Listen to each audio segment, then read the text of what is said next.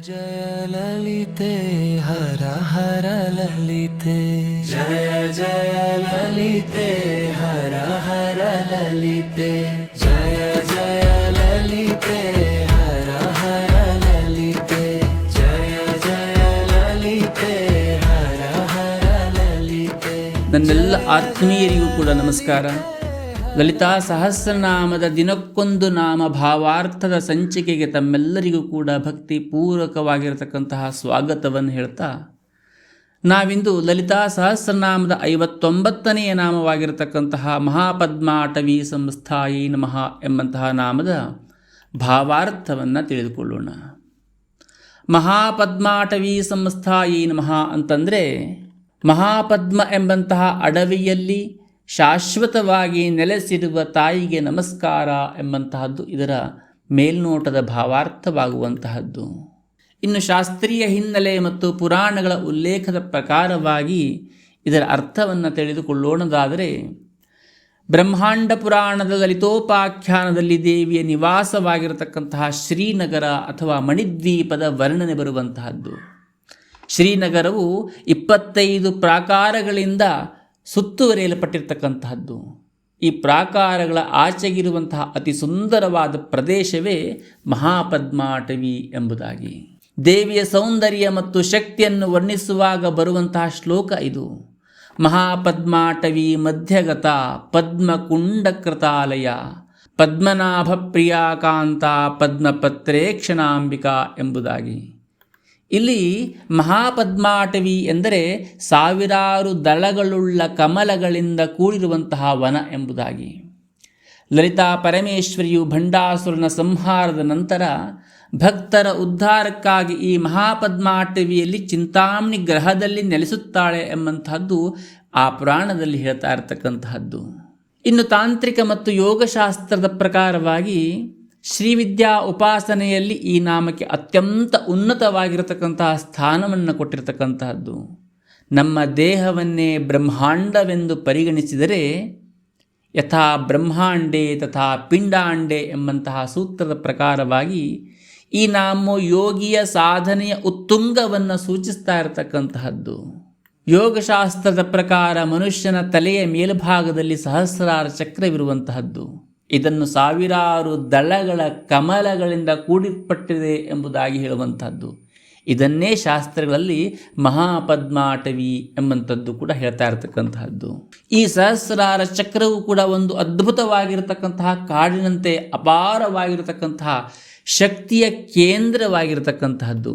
ದೇವಿಯು ಈ ಕುಂಡಲಿನಿ ಶಕ್ತಿಯ ಸ್ವರೂಪದಲ್ಲಿ ಮೂಲಾಧಾರದಿಂದ ಹೊರಟು ಉಳಿದ 6 ಚಕ್ರಗಳನ್ನು ಭೇದಿಸಿ ಅಂತಿಮವಾಗಿ ಈ ಮಹಾಪದ್ಮದಲ್ಲಿ ಸಹಸ್ರಾರ ಚಕ್ರದಲ್ಲಿ ಪರಶಿವನೊಂದಿಗೆ ಐಕ್ಯಳಾಗ್ತಾಳೆ ಎಂಬಂಥದ್ದು ಕೂಡ ಇದರ ಭಾವಾರ್ಥವಾಗುವಂತಹದ್ದು. ಆದ್ದರಿಂದ ಮಹಾಪದ್ಮಾಟವಿ ಸಂಸ್ಥಾ ಎಂದರೆ ಸಾಧಕನ ಸಹಸ್ರಾರ ಚಕ್ರದಲ್ಲಿ ಆನಂದಮಯಿಯಾಗಿ ನೆಲೆಸಿರುವವಳು ಎಂಬಂತಹದ್ದು ಇದರ ಅತ್ಯುನ್ನತವಾಗಿರತಕ್ಕಂತಹ ಅರ್ಥವಾಗುವಂತಹದ್ದು. ಇನ್ನು ಶ್ರೀಚಕ್ರದ ಮಧ್ಯದಲ್ಲಿರುವ ಬಿಂದುವನ್ನೇ ಮಹಾಪದ್ಮಾಟವಿ ಎಂದು ಕರೆಯಲಾಗ್ತಾ ಇರತಕ್ಕಂತಹದ್ದು. ಇಲ್ಲಿ ದೇವಿಯು ಸದಾಶಿವನೊಂದಿಗೆ ಸಾಮರಸ್ಯ ಸ್ಥಿತಿಯಲ್ಲಿರ್ತಾಳೆ. ಸಾಧಕನು ತನ್ನ ಮನಸ್ಸನ್ನು ಬಾಹ್ಯ ಜಗತ್ತಿನಿಂದ ಮುಕ್ತಗೊಳಿಸಿ ಈ ಕೇಂದ್ರದಲ್ಲಿ ನೆಲೆ ನಿಲ್ಲಿಸಿದಾಗ ಆಕೆಯ ದರ್ಶನವಾಗ್ತದೆ ಎಂಬಂಥದ್ದು ಕೂಡ ಹೇಳುವಂತಹದ್ದು. ಇನ್ನು ಆಧ್ಯಾತ್ಮಿಕ ಮತ್ತು ತಾತ್ವಿಕ ವಿಶ್ಲೇಷಣೆಯನ್ನು ನೋಡೋಣದಾದರೆ, ಪದ್ಮ ಅಥವಾ ಕಮಲಗಳು ಸನಾತನ ಧರ್ಮದಲ್ಲಿ ಜ್ಞಾನ ಮತ್ತು ನಿರ್ಲಿಪ್ತತೆಯ ಸಂಕೇತವಾಗುವಂತಹದ್ದು. ಕೆಸರಿನಲ್ಲಿ ಹುಟ್ಟಿದರೂ ಕಮಲವು ಕೆಸರನ್ನು ಅಂಟಿಸಿಕೊಳ್ಳದೆ ಸೂರ್ಯನ ಪ್ರಕಾಶಕ್ಕೆ ಅರಳುವಂತಹದ್ದು. ಪದ್ಮ ಅಥವಾ ಕಮಲವು ಸನಾತನ ಧರ್ಮದಲ್ಲಿ ಜ್ಞಾನ ಮತ್ತು ನಿರ್ಲಿಪ್ತತೆಯ ಸಂಕೇತವಾಗುವಂತಹದ್ದು. ಯಾಕೆ ಅಂತ ಕೇಳಿದರೆ, ಕೆಸರಿನಲ್ಲಿ ಹುಟ್ಟಿದರೂ ಸಹ ಕಮಲವು ಕೆಸರವನ್ನು ಅಂಟಿಸಿಕೊಳ್ಳದೆ ಹೇಗೆ ಇರುತ್ತದೆಯೋ ಅದೇ ರೀತಿಯಲ್ಲಿ ಸಂಸಾರದಲ್ಲಿ ಇದ್ದರೂ ಸಹ ಸಂಸಾರವನ್ನು ಅಂಟಿಸಿಕೊಳ್ಳದೆ ಇರಬೇಕು ಎಂಬಂತಹ ಅರ್ಥವನ್ನು ಕೊಡ್ತಾ ಇರತಕ್ಕಂತಹದ್ದು. ಕಾಡು ಅಂತಂದರೆ ಸಂಸಾರವನ್ನು ಅರಣ್ಯಕ್ಕೆ ಹೋಲಿಸಲಾಗ್ತಾ ಇರತಕ್ಕಂತಹದ್ದು. ಸಂಸಾರ ದಾವಾನಲ ಎಂಬುದಾಗಿ ಹೇಳ್ತಾರೆ. ಆದರೆ ದೇವಿಯ ನಿವಾಸವಾಗಿರುವಂತಹ ಆ ಕಾಡು ಕೇವಲ ಕಮಲಗಳಿಂದ ಕೂಡಿರ್ತಕ್ಕಂತಹದ್ದು. ಅಂದರೆ ಅಲ್ಲಿ ಕೇವಲ ಜ್ಞಾನ ಮತ್ತು ಶುದ್ಧತೆ ಮಾತ್ರ ತುಂಬಿ ತುಳುಕ್ತಾ ಇರತಕ್ಕಂತಹದ್ದು. ಸಂಸ್ಥಾ ಅಂತಂದರೆ ದೇವಿಯು ಕೇವಲ ಅಲ್ಲಿ ವಾಸಿಸ್ತಾ ಇರತಕ್ಕಂತಹದ್ದಲ್ಲ, ಆ ಜಗತ್ತಿಗೆ ಅವಳೇ ಆಧಾರ, ಅವಳಿಂದಲೇ ಆ ಸೌಂದರ್ಯಕ್ಕೆ ಅಸ್ತಿತ್ವ ಎಂಬುದಾಗಿ ಹೇಳ್ತಾ ಇರತಕ್ಕಂತಹದ್ದು. ಅವಳಿಲ್ಲ ಅಂತಂದರೆ ಆ ಸೌಂದರ್ಯಕ್ಕೆ ಅಸ್ತಿತ್ವವೇ ಇಲ್ಲದೆ ಹೋಗ್ತಾ ಇರತಕ್ಕಂತಹದ್ದು. ಲಲಿತಾ ಸಹಸ್ರನಾಮಕ್ಕೆ ಪ್ರಸಿದ್ಧ ವ್ಯಾಖ್ಯಾನವನ್ನು ಬರೆದಂತಹ ಭಾಸ್ಕರರಾಯರು ಮಹಾಪದ್ಮಾಟವಿ ಎಂಬುದನ್ನು ಆಧ್ಯಾತ್ಮಿಕ ಸಾಧನೆಯ ಸರ್ವೋಚ್ಚ ಹಂತವೆಂದು ವಿವರಿಸ್ತಾ ಇರತಕ್ಕಂತಹದ್ದು. ಮಹತ್ ಅಂತಂದರೆ ಅಪರಿಮಿತವಾದದ್ದು, ಪದ್ಮ ಅಂತಂದರೆ ಅರಳುವಿಕೆ ಅಂದರೆ ವಿಕಾಸ. ಎಲ್ಲಿ ಜೀವಾತ್ಮನ ಚೈತನ್ಯವು ಸಂಪೂರ್ಣವಾಗಿ ವಿಕಸಿತಗೊಳ್ಳುತ್ತದೆಯೋ ಆ ಸ್ಥಿತಿಯೇ ಮಹಾಪದ್ಮಾಟವಿ ಎಂಬುದಾಗಿ. ಈ ನಾಮವನ್ನು ನಿರಂತರವಾಗಿ ಸ್ಮರಿಸುವುದರಿಂದ, ನಾಮಸ್ಮರಣೆಯನ್ನು ಮಾಡುವುದರಿಂದ ಅಥವಾ ಈ ನಾಮದ ಮೇಲೆ ಧ್ಯಾನವನ್ನು ಮಾಡುವುದರಿಂದ ಸಾಧಕನಿಗೆ ಅನೇಕ ರೀತಿಯಾಗಿರತಕ್ಕಂಥ ಉತ್ತಮ ಫಲಪ್ರಾಪ್ತಿಯಾಗುವಂತಹದ್ದು, ಮಾನಸಿಕ ಶಾಂತಿ ದೊರೆಯುವಂತಹದ್ದು, ಗೊಂದಲಮಯವಾಗಿರತಕ್ಕಂತಹ ಮನಸ್ಸು ಸ್ಥಿರವಾಗಿ ನಿಲ್ಲುವಂತಹದ್ದು, ಕಮಲದಂತೆ ಸುಂದರವಾಗಿ ಅರಳಲು ಈ ನಾಮದ ಜಪ ನಮಗೆ ಸಹಾಯವನ್ನು ಮಾಡ್ತಾ ಇರತಕ್ಕಂತಹದ್ದು. ಕುಂಡಲಿನಿ ಜಾಗೃತಿ ಅಥವಾ ಯೋಗ ಮಾರ್ಗದಲ್ಲಿ ಸಾಧನೆಯನ್ನು ಮಾಡ್ತಾ ಇರತಕ್ಕಂಥವರಿಗೆ ಈ ನಾಮ ಹೇಳುವಂತಹದ್ದು ಅತ್ಯದ್ಭುತವಾಗಿರ್ತಕ್ಕಂತಹ ಮಂತ್ರದಂತೆ ಕೆಲಸ ಮಾಡುವಂತಹದ್ದು.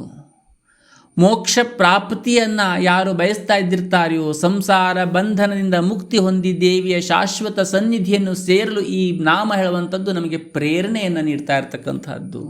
ಒಟ್ಟಾರೆಯಾಗಿ ಹೇಳುವುದಾದರೆ ಮಹಾಪದ್ಮಾಟವಿ ಸಂಸ್ಥಾಯೈ ನಮಃ ಎಂಬಂತಹ ನಾಮವು ದೇವಿಯನ್ನು ಕೇವಲ ಒಂದು ಸ್ಥಳದಲ್ಲಿರುವವಳೆಂದು ವರ್ಣಿಸದೆ ಆಕೆ ನಮ್ಮ ಪ್ರಜ್ಞೆಯ ಅತ್ಯುನ್ನತವಾಗಿರ್ತಕ್ಕಂತಹ ಸ್ಥಿತಿಯಲ್ಲಿ ನೆಲೆಸಿದ್ದಾಳೆ ಎಂಬಂತನ್ನು ಸಾರ್ತಾ ಇರತಕ್ಕಂತಹದ್ದು. ಭಕ್ತನು ತನ್ನ ಹೃದಯವನ್ನೇ ಒಂದು ಮಹಾಪದ್ಮವನವನ್ನಾಗಿ ಮಾಡಿದರೆ ತಾಯಿ ಲಲಿತಾಂಬಿಕೆ ಅಲ್ಲಿ ನಿರಂತರವಾಗಿ ನೆಲೆಸುತ್ತಾಳೆ ಎಂಬಂತಹದ್ದು ಈ ನಾಮದ ಪರಮ ರಹಸ್ಯ ಸತ್ಯವಾಗ್ತಾ ಇರತಕ್ಕಂತಹದ್ದು. ದೇವಿಯು ಅನಂತವಾದ ಜ್ಞಾನರೂಪಿ ಕಮಲದಲ್ಲಿ ವಿಹರಿಸುತ್ತಾ ತನ್ನನ್ನು ನಂಬಿದ ಭಕ್ತರಿಗೆ ಜನ್ಮ ಮರಣಗಳೆಂಬಂತಹ ಕಾಡಿನಿಂದ ಮುಕ್ತಿ ನೀಡಿ ತನ್ನ ಪಾದ ಕಮಲಗಳ ಆನಂದವನ್ನು ಕರುಣಿಸ್ತಾ ಇರತಕ್ಕಂತಹದ್ದು. ಹಾಗಾಗಿ ತಮ್ಮೆಲ್ಲರಿಗೂ ಕೂಡ ಆ ಜಗನ್ಮಾತೆ ಸಂಸಾರವೆಂಬಂತಹ ಕಾಡಿನಿಂದ ಮುಕ್ತಿಯನ್ನು ನೀಡಿ ಜಗನ್ಮಾತೆಯ ಪಾದ ಕಮಲಗಳಲ್ಲಿ ನಿರಂತರವಾಗಿ ನಿಲ್ಲುವಂತಹ ಆನಂದ ಸ್ವರೂಪವನ್ನು ಕರುಣಿಸಲಿ ಎಂಬುದಾಗಿ ಪ್ರಾರ್ಥಿಸುತ್ತಾ, ಇನ್ನು ಈ ನಾಮಕ್ಕನುಸಾರವಾಗಿ ಭಕ್ತಿಪೂರ್ವಕವಾಗಿರ್ತಕ್ಕಂತಹ ಒಂದು ಕಥೆಯನ್ನು ಕೇಳೋಣ. ಹಿಂದೆ ಭಂಡಾಸುರನೆಂಬಂತಹ ಒಬ್ಬ ಶಕ್ತಿಯುತನಾಗಿರತಕ್ಕಂತಹ ರಾಕ್ಷಸನಿದ್ದ. ಆತನ ಸಾಮರ್ಥ್ಯ ಹೇಳುವಂಥದ್ದು ಅಗಾಧವಾಗಿರತಕ್ಕಂತಹದ್ದು.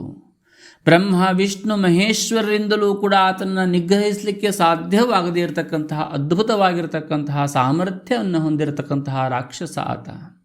ಸಾತ್ವಿಕ ಮನೋಭಾವದ ಸಾಮರ್ಥ್ಯವಾಗಿದ್ದರೆ ನಾವು ಅವರನ್ನು ದೇವತೆಗಳು ಎಂಬುದಾಗಿ ಕರೆಯುವಂತಹದ್ದು. ಅದೇ ತಾಮಸಿಕಯುತವಾಗಿರತಕ್ಕಂತಹ ಸಾಮರ್ಥ್ಯ ಇದ್ದರೆ ಅವರಿಗೆ ರಾಕ್ಷಸರು ಎಂಬುದಾಗಿ ಕರೆಯುವಂತಹದ್ದು.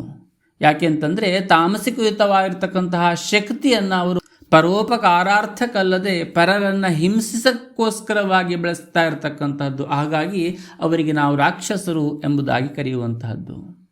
ಆ ಭಂಡಾಸುರನೆಂಬಂತಹ ರಾಕ್ಷಸ ಎಲ್ಲ ದೇವತೆಗಳಿಗೆ, ಮಾನವರಿಗೆ, ಎಲ್ಲರಿಗೂ ಕೂಡ ತುಂಬ ಕಠಿಣವಾಗಿ ಹಿಂಸೆಯನ್ನು ಮಾಡಲಿಕ್ಕೆ ಪ್ರಾರಂಭವನ್ನು ಮಾಡ್ತಾನೆ. ಇಂತಹ ಸಮಯದಲ್ಲಿ ದೇವತೆಗಳು ದಾರಿ ತೋರದೆ ಬ್ರಹ್ಮ ವಿಷ್ಣು ಮಹೇಶ್ವರಲ್ಲಿ ಹೋಗ್ತಾರೆ. ಬ್ರಹ್ಮ ವಿಷ್ಣು ಮಹೇಶ್ವರರಿಂದಲೂ ಕೂಡ ಆತನ್ನು ನಿಗ್ರಹಿಸಲಿಕ್ಕೆ ಸಾಧ್ಯವಾಗದೇ ಇರತಕ್ಕಂತಹ ಸಮಯದಲ್ಲಿ ಬ್ರಹ್ಮ ವಿಷ್ಣು ಮಹೇಶ್ವರರು ದೇವತೆಗಳನ್ನೊಡಗೂಡಿ ಆ ಜಗನ್ಮಾತೆಯನ್ನು ಪ್ರಾರ್ಥನೆಯನ್ನು ಮಾಡ್ತಾರೆ. ಪರಿಪರಿಯಾದಂತಹ ರೀತಿಯಲ್ಲಿ ಪೂಜೆಯನ್ನು ಮಾಡ್ತಾರೆ, ಅರ್ಚನೆಯನ್ನು ಮಾಡ್ತಾರೆ. ನಿರಂತರವಾಗಿ ಭಕ್ತಿಯಿಂದ, ಶ್ರದ್ಧೆಯಿಂದ ಜಗನ್ಮಾತೆಯನ್ನು ಪ್ರಾರ್ಥಿಸಲಿಕ್ಕೆ ಪ್ರಾರಂಭವನ್ನು ಮಾಡ್ತಾರೆ. ನಮ್ಮನ್ನು ಉದ್ಧರಿಸು, ನಮ್ಮನ್ನು ಈ ರಾಕ್ಷಸರಿಂದ ನಮ್ಮನ್ನು ರಕ್ಷಿಸು ಎಂಬುದಾಗಿ ನಿರಂತರವಾಗಿ ಪ್ರಾರ್ಥನೆ ಮಾಡ್ತಾ ಇರತಕ್ಕಂತಹ ಸಮಯದಲ್ಲಿ ಚಿದಗ್ನಿಕುಂಡ ಸಂಭೂತ ದೇವ ಕಾರ್ಯ ಸಮುದ್ಯತ ಎಂಬಂತಹ ರೀತಿಯಲ್ಲಿ ಆ ಜಗನ್ಮಾತೆ ಅಗ್ನಿಕುಂಡದಿಂದ ಪ್ರಕಟವಾಗುವಂತಹದ್ದು. ಪ್ರಕಟವಾಗಿರತಕ್ಕಂತಹ ಆ ಭಗವತಿ ಭಂಡಾಸುರನನ್ನು ಮತ್ತು ಆತನ ಸೈನ್ಯವನ್ನು ಸಂಹರಿಸಿ ಲೋಕಕ್ಕೆ ಶಾಂತಿಯನ್ನು ತಂದುಕೊಡುವಂತಹದ್ದು. ಯುದ್ಧ ಮುಗಿದ ನಂತರ ಎಲ್ಲ ಕಡೆಯಲ್ಲೂ ಕೂಡ ಶಾಂತವಾಗಿರತಕ್ಕಂತಹ ವಾತಾವರಣ ನಿರ್ಮಾಣವಾಗುವಂತಹದ್ದು. ದೇವತೆಗಳು ಮತ್ತು ಋಷಿಗಳು ದೇವಿಯನ್ನು ಪ್ರಾರ್ಥನೆಯನ್ನು ಮಾಡ್ತಾರೆ. ಏನಂತ ಪ್ರಾರ್ಥನೆಯನ್ನು ಮಾಡ್ತಾರೆ ಅಂತ ಕೇಳಿದರೆ, ಹೇ ತಾಯಿ, ನೀನು ಯುದ್ಧದ ರೌದ್ರ ರೂಪವನ್ನು ಬಿಟ್ಟು ನಮಗೆ ಶಾಶ್ವತವಾಗಿ ದರ್ಶನವನ್ನು ನೀಡುವಂತಹ ಒಂದು ಪರಮ ಸುಂದರ ಲೋಕದಲ್ಲಿ ನೆಲೆಯಾಗಿರಬೇಕು. ಯಾಕೆಂತಂದರೆ ನಿರಂತರವಾಗಿ ನಿನ್ನ ದರ್ಶನವನ್ನು ಪಡೆಯಲಿಕ್ಕೆ ನಮಗೆ ಸಾಧ್ಯವಾಗಬೇಕು. ಅದರಿಂದ ನಮ್ಮ ಜನ್ಮ ಹೇಳುವಂಥದ್ದು ಕೃತಾರ್ಥವಾಗಬೇಕು. ಹಾಗಾಗಿ ನಿನ್ನ ದರ್ಶನಕ್ಕೋಸ್ಕರವಾಗಿ ಸುಂದರವಾಗಿರತಕ್ಕಂತಹ ಒಂದು ಲೋಕದಲ್ಲಿ ನೀನು ನೆಲೆಸಬೇಕು ಎಂಬುದಾಗಿ ಪ್ರಾರ್ಥನೆ ಮಾಡ್ತಾರೆ. ಆ ಪ್ರಾರ್ಥನೆಯನ್ನು ಕೇಳಿದಂತಹ ಆ ಭಗವತಿ ವಿಶ್ವಕರ್ಮ ಮಯಬ್ರಹ್ಮರಲ್ಲಿ ಆಕೆ ಆದೇಶವನ್ನು ಮಾಡ್ತಾರೆ, ಶ್ರೀನಗರ ಮಣಿದ್ವೀಪವನ್ನು ನಿರ್ಮಿಸಬೇಕು ಎಂಬುದಾಗಿ. ಆ ಜಗನ್ಮಾತೆಯ ಪ್ರೇರಣೆಯಿಂದಾಗಿ, ಆ ಜಗನ್ಮಾತೆಯ ಆದೇಶದಿಂದಾಗಿ ವಿಶ್ವಕರ್ಮ ಮತ್ತು ಮಯಬ್ರಹ್ಮರು ಸೇರಿ ಅದ್ಭುತವಾಗಿರತಕ್ಕಂತಹ ಶ್ರೀನಗರ ಮಣಿದ್ವೀಪವನ್ನು ನಿರ್ಮಾಣವನ್ನು ಮಾಡ್ತಾರೆ. ಈ ನಗರ ಯಾವ ರೀತಿಯಾಗಿತ್ತು ಅಂತ ಕೇಳಿದರೆ, ಸಮುದ್ರದ ಮಧ್ಯದಲ್ಲಿರ್ತಕ್ಕಂತಹದ್ದು, 25 ಕೋಟೆಗಳ ಪ್ರಾಕಾರದಿಂದ ಸುತ್ತುವರಿಯಲ್ಪಟ್ಟಿರ್ತಕ್ಕಂತಹದ್ದು, 25 ಕೋಟೆಗಳ ಆಚೆಗಿರುವಂತಹ ಅದ್ಭುತವಾಗಿರತಕ್ಕಂತಹ ಪ್ರದೇಶವೇ ಮಹಾಪದ್ಮಾಟವಿ ಎಂಬುದಾಗಿ. ಈ ಅರಣ್ಯ ಹೇಳುವಂತಹದ್ದು ಕೇವಲ ಗಿಡ ಮರಗಳಿಂದ ಕೂಡಿರ್ತಕ್ಕಂತಹ ಕಾಡಲ್ಲ, ಅದು ಕೋಟ್ಯಂತರ ಯೋಜನೆಗಳಷ್ಟು ವಿಸ್ತಾರವಾಗಿ ಹರಡಿರುವಂತಹ ಕಮಲದ ಹೂಗಳ ಬೃಹತ್ವನ. ಅದು ಕೇವಲ ಕಮಲದ ಹೂಗಳಷ್ಟೇ ಅಲ್ಲ, ಅಲ್ಲಿ 36,000 ರೀತಿಯ ಪುಷ್ಪಗಳ ವನವಾಗಿತ್ತು ಅದು. ಇಲ್ಲಿನ ಪ್ರತಿ ಹೂವಿನಲ್ಲೂ ಕೂಡ ಅದ್ಭುತವಾಗಿರತಕ್ಕಂತಹ ಬಣ್ಣದಿಂದ ಹೊಳಿತಾ ಇರತಕ್ಕಂತಹದ್ದು. ಗಾಳಿಯು ಸದಾ ಕಮಲದ ಪರಿಮಳಗಳಿಂದ ಕೂಡಿರ್ತಾ ಇರತಕ್ಕಂತಹದ್ದು. ಸುಗಂಧಭರಿತವಾಗಿರತಕ್ಕಂತಹ ವನ ಅದು. ಇಲ್ಲಿರುವಂತಹ ಕಮಲಗಳ ಮೇಲೆ ಬರುವಂತಹ ಭ್ರಮರಗಳು ಸದಾಕಾಲವೂ ಕೂಡ ನಾದವನ್ನು ಮಾಡ್ತಾ ದೇವಿಯನ್ನು ಸ್ತುತಿಯನ್ನು ಮಾಡ್ತಾ ಇರುವಂತಹದ್ದು. ಈ ಕಾಡಿನ ಮಧ್ಯದಲ್ಲಿ ಲಕ್ಷಾಂತರ ಸೂರ್ಯರ ಪ್ರಭೆಯುಳ್ಳಂತಹ ಚಂದ್ರನಂತೆ ತಂಪಾದಂತಹ ಕಿರಣಗಳನ್ನು ಹೊಂದಿರತಕ್ಕಂತಹ ಚಿಂತಾಮಣಿ ಗ್ರಹ ಹೇಳುವಂಥದ್ದನ್ನು ನಿರ್ಮಾಣ ಮಾಡುವಂತಹದ್ದು. ಈ ಅದ್ಭುತವಾಗಿರತಕ್ಕಂತಹ ಮಹಾಪದ್ಮಾಟವಿಯಲ್ಲಿ ಆ ಜಗನ್ಮಾತೆ ಕಾಮೇಶ್ವರನ ಜೊತೆಯಲ್ಲಿ ಅತ್ಯಂತ ಲಲಿತವಾಗಿ ವಿಹರಿಸ್ತಾ ಇರತಕ್ಕಂತಹದ್ದು. ಇಲ್ಲಿ ಆಕೆ ಕೇವಲ ಯುದ್ಧ ದೇವತೆ ಅಲ್ಲ, ಬದಲಾಗಿ ಮಂದಹಾಸ ಬೀರುವಂತಹ ಜಗನ್ಮಾತೆ, ನಮ್ಮೆಲ್ಲರ ತಾಯಿಯ ಸ್ವರೂಪದಲ್ಲಿರ್ತಕ್ಕಂತಹದ್ದು. ಇನ್ನೊಂದು, ಈ ದೇವಿ ಈ ರೀತಿಯಾಗಿರತಕ್ಕಂತಹ ವನದಲ್ಲಿ ಇರಲಿಕ್ಕೆ ಇನ್ನೊಂದು ವಿಶೇಷ ಕಾರಣವಿರುವಂತಹದ್ದು. ಅದು ಏನು ಅಂತ ಕೇಳಿದರೆ, ಕಮಲವು ಸೂರ್ಯೋದಯವಾದಾಗ ಅರಳುವಂತಹದ್ದು. ಅದೇ ರೀತಿ ಯಾವ ಭಕ್ತನ ಹೃದಯದಲ್ಲಿ ಜ್ಞಾನ ಸೂರ್ಯ ಮೂಡುತ್ತಾನೋ ಅಂತಹ ಹೃದಯವೆಂಬ ಕಮಲದ ವನದಲ್ಲಿ ದೇವಿ ಬಂದು ಸದಾಕಾಲವೂ ಕೂಡ ನೆಲೆ ನಿಲ್ಲುತ್ತಾಳೆ ಎಂಬಂತಹದ್ದು. ಈ ಕಥೆಯ ಸಾರಾಂಶವೇನು ಅಂತ ಕೇಳಿದರೆ, ಕೇವಲ ಭೌತಿಕವಾಗಿ ನೋಡದೆ ನಮ್ಮೊಳಗಿನ ಆಧ್ಯಾತ್ಮಿಕಕ್ಕೆ ಅನ್ವಯಿಸುವಂತಹದ್ದು. ಭಂಡಾಸುರ ಸಂಹಾರ ಅಂತಂದರೆ ನಮ್ಮೊಳಗಿನ ಅಹಂಕಾರ ಮತ್ತು ತಾಮಸ ಗುಣಗಳ ನಾಶವಾಗುವಂತಹದ್ದು. ಶ್ರೀನಗರ ನಿರ್ಮಾಣ ಅಂತಂದರೆ ನಮ್ಮ ದೇಹವೇ ಶ್ರೀನಗರವಾಗಿರ್ತಕ್ಕಂತಹದ್ದು. ಶರೀರಂ ಚಿಂತೆಯೇದಾದವು ನಿಜಂ ಶ್ರೀಚಕ್ರ ರೂಪಿಣಂ ಎಂಬುದಾಗಿ ಹೇಳುವಂತಹದ್ದು. ಇದರಲ್ಲಿರುವಂತಹ ಇಂದ್ರಿಯಗಳೇ ಕೋಟೆಗಳಾಗಿರುವಂತಹದ್ದು. ಇನ್ನು ಮಹಾಪದ್ಮಾಟವಿ ಅಂತಂದರೆ ನಮ್ಮ ತಲೆಯ ಮೇಲ್ಭಾಗದಲ್ಲಿರುವಂತಹ ಸಹಸ್ರಾರ ಚಕ್ರವಾಗುವಂತಹದ್ದು. ಈ ಚಕ್ರವನ್ನು ಯೋಗಿಗಳು ಸಾವಿರಾರು ದಳಗಳ ಕಮಲಗಳೆಂದು ಕರೀತಾ ಇರತಕ್ಕಂತಹದ್ದು. ಇದನ್ನೇ ಮಹಾಪದ್ಮಾಟವಿ ಎಂಬುದಾಗಿ ಹೇಳುವಂತಹದ್ದು. ಇಲ್ಲಿ ಆತ್ಮನು ಪರಮಾತ್ಮನೊಂದಿಗೆ ಒಂದಾದಾಗ ಅತ್ಯುನ್ನತವಾಗಿರತಕ್ಕಂತಹ ಸ್ಥಿತಿ ದೊರೆಯುವಂತಹದ್ದು. ಹಾಗಾಗಿ ಆ ಜಗನ್ಮಾತೆಯ ಅನುಗ್ರಹದಿಂದ ನಮ್ಮೊಳಗಿರತಕ್ಕಂತಹ ಅಹಂಕಾರ ಮತ್ತು ತಾಮಸ ಗುಣಗಳು ನಾಶವಾಗಿ ದೇಹವೇ ಶ್ರೀಚಕ್ರ ಭಾವದಿಂದ ಕೂಡಿ ಬ್ರಹ್ಮಭಾವವನ್ನು ಹೊಂದುವಂತಹ ಭಾಗ್ಯ ನಮಗೆ ಪ್ರಾಪ್ತವಾಗಲಿ ಎಂಬುದಾಗಿ ಜಗನ್ಮಾತೆಯಲ್ಲಿ ಪ್ರಾರ್ಥಿಸುತ್ತಾ, ಶ್ರೀವಿದ್ಯಾ ಪ್ರತಿಷ್ಠಾನದಲ್ಲಿ ಸಂಕಲ್ಪಿತವಾಗಿರತಕ್ಕಂತಹ ಸರ್ವ ಸೌಭಾಗ್ಯದಾಯಕ ರೀತಿಯ ಕೋಟಿ ಲಲಿತಾ ಸಹಸ್ರನಾಮ ಮಹಾಯಾಗದಲ್ಲಿ ತಾವೆಲ್ಲರೂ ಕೂಡ ಪಾಲ್ಗೊಂಡು ಪ್ರತಿನಿತ್ಯವೂ ಕೂಡ ಲಲಿತಾ ಸಹಸ್ರನಾಮವನ್ನು ಸರ್ವ ಸೌಭಾಗ್ಯ ರೀತಿಯ ಪಾರಾಯಣವನ್ನು ಮಾಡ್ತಾ ಆ ಜಗನ್ಮಾತೆಯ ಅನುಗ್ರಹವನ್ನು ಹೊಂದಿ ಈ ಭವಸಾಗರದಿಂದ ಮುಕ್ತರಾಗೋಣ ಎಂಬುದಾಗಿ ಹೇಳ್ತಾ 61ನೆಯ ನಾಮವನ್ನು ನಾಳೆಯಲ್ಲಿ ನಮಸ್ಕಾರ.